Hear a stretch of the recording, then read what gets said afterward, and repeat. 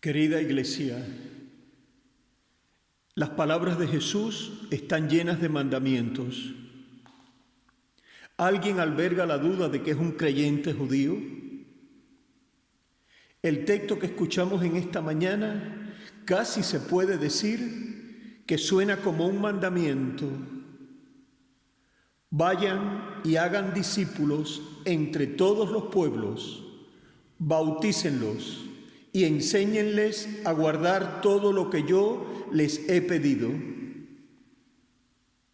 Pero no olvidemos ni por un momento que en los evangelios encontramos muchas más peticiones que le hace a los discípulos o a los que se le acercan. Podemos recordar: ama a tu prójimo como a ti mismo.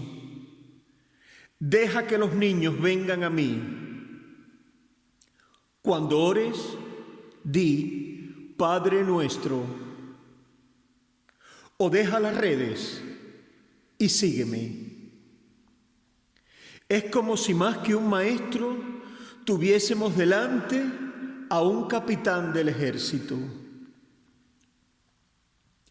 Desde entonces Jesús será conocido por sus mandamientos. Y es que no son mandamientos novedosos.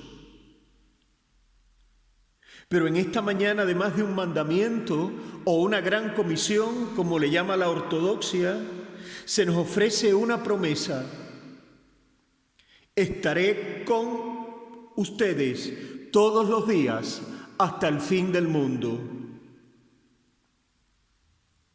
Que Jesús nos dé algunas normas de conducta o nos pida determinados tipos de relaciones entre nosotros puede molestar a muchas personas. Y es que no vivimos precisamente en la cultura del sometimiento, sino que nos aferramos a principios como la libertad de expresión, la libre elección y la autonomía personal. No nos gusta que nos den órdenes o nos digan a qué hora podemos salir a pasear. Y es que la historia de la eclesiología está llena de abusos que los cristianos han cometido cuando han utilizado los mandamientos de Jesús como excusa para oprimir, para acallar, para imponerse y crear una especie de iglesia triunfante y poderosa. Pero en los evangelios este modelo de iglesia opresora no existe aún y no se le espera. ¿Para quién fue escrito este mandamiento? Este pasaje en particular está escrito para una comunidad que está luchando con el desafío de desarrollar y mantener un sistema de liderazgo y normas para el movimiento de Jesús, para que puedan continuar después de su muerte y resurrección. Miremos algunos detalles. Versículo 16. Se puede entender como un mensaje directo a esta creciente pero frágil comunidad de fe. Los 11 discípulos. Existen la traición y la imperfección aún dentro de la misma comunidad de discípulos. Hay días que nos recreamos en una imagen muy romántica de lo que fue la iglesia o cómo debió actuar. Y esto hace que a la vez nos coloquemos ante una presión insoportable, porque esperamos que los pastores o las personas que nos acompañan en la comunidad sean perfectos, cuando la única verdad es que son seres humanos muy parecidos a nosotros. Esta imagen edulcorada de la iglesia nos ha llevado en muchas ocasiones a no saber manejar los conflictos y los errores cuando surgen en medio de ella. ¿Qué nos cuenta el texto en esta mañana? El texto comienza hablando de los discípulos. ¿Pero no eran 12? Parece que alguno se ha perdido en el camino. Sí, siempre hay alguien que se va a ir o va a traicionar. Pero esto nunca ha de poner fin al movimiento. La lucha y la misión han de continuar. Nos narra Mateo que los discípulos se fueron a Galilea, al norte de Israel. Galilea era sinónimo de marginalidad. Era una región que estaba bajo sospecha tanto por parte del Imperio Romano como por parte de los judíos de Jerusalén. Galilea es una región multicultural, mestiza, donde habían surgido la resistencia contra los romanos.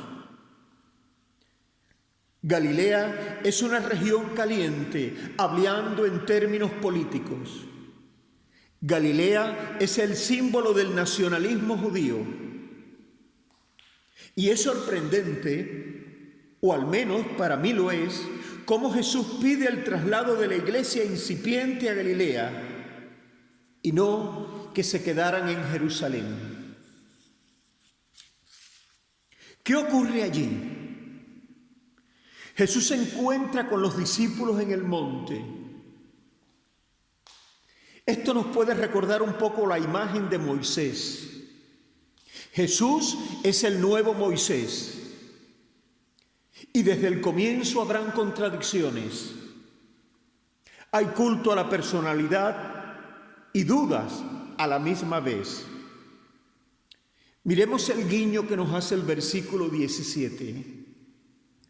En medio de tal contexto de lucha y de tensión, Jesús declara su autoridad. Este término también puede significar poder, derecho y libertad para tomar una decisión. Sobre la base de esta autoridad, que es mucho más que una autoridad militar o política, Jesús lanza un mandato a la comunidad de creyentes. Y no va a ser un mandato para un solo individuo. Tampoco lo es para un obispo, o para un pastor, o para un teólogo. Este mandamiento es para todos. Es para ti y es para mí. Algunos se preguntarán, ¿y qué es un discípulo? El discípulo era un estudiante que seguía al maestro cada día, cada semana, cada mes, cada año. No era un seguimiento a tiempo parcial, sino las 24 horas del día, y requería de un gran sacrificio y el abandono del ego y de los lazos tradicionales con la familia. Sin duda, ser un discípulo era un gran desafío mental, emocional, económico y físico. El discipulado entonces no era barato ni fácil. Y esto es precisamente lo que le está pidiendo Jesús a los discípulos. El llamado al discipulado tiene un marco global. No se va a limitar solo al contexto étnico o racial o sexual al que uno pertenece. Es una especie de llamado para salir de los confines de las costumbres, de las tradiciones, de las opiniones personales. Los cristianos judíos fueron llamados a romper con su propio sistema de racismo y etnocentrismo que les cerraba y les limitaba. ¿Y nosotros qué? Albergo la sospecha en esta mañana que Jesús, por medio de este evangelio, nos llama hoy a romper con el convencionalismo que bloquea al discipulado. La mayoría de las veces nuestra tradición religiosa deforma la manera que la Iglesia debe asumir el discipulado. Y acabamos buscando a los que se parecen a nosotros, a los que hablan como nosotros, a los que visten como nosotros, a los que piensan como nosotros. Pero la petición de Jesús es ir a los diferentes, a los otros. Podríamos atrevernos a decir incluso que el llamado al discipulado es un proyecto educacional sobre todas las cosas. Un proyecto que se inicia con el bautismo y que continúa con el catecumenado o discipulado. Pregúntese usted cómo de fuerte y eficaz está el ministerio catecumenal en la iglesia o en la familia y podrá ofrecerse una respuesta a cómo se prepara nuestra familia o nuestra comunidad para el futuro. El catecumenado es una herramienta poderosa de cambio social y personal, pero lo hemos olvidado. Todo lo que hacemos los cristianos, desde que nacemos hasta que dejamos de respirar, está enmarcado en un proceso de formación. ¿Tenemos un modelo a seguir? Las pautas para este proceso de discipulado y educación vienen de la vida y el ministerio del propio Jesús.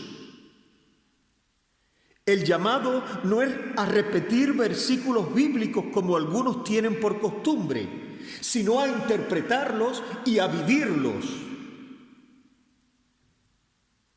¿Dónde están entonces nuestros textos fundacionales?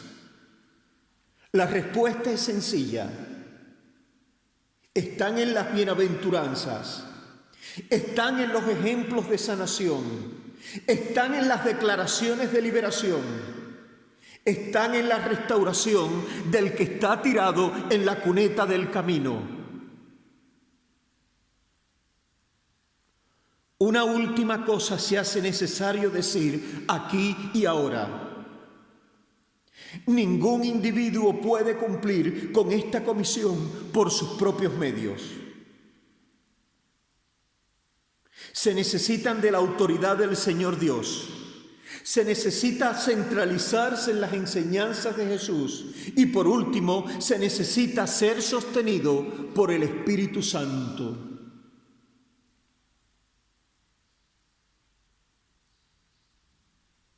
Una última pregunta. ¿Por qué estamos aquí en esta mañana entonces? Quizás muchos de nosotros tengamos una razón.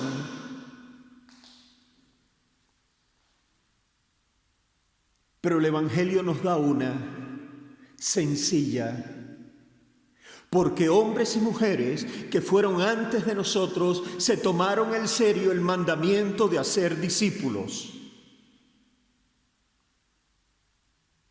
Y nos tomaron de la mano y nos presentaron a Jesús. Esos hombres y mujeres creyeron que Jesús estaría siempre acompañándoles. Y la palabra siempre significa hoy, todos los días. Aún en medio de la tempestad, aún si atravesamos valles de sombras de muerte. Querida iglesia, todos los días es mucho tiempo. Sí, es toda una vida. Amén. Amén. Amén.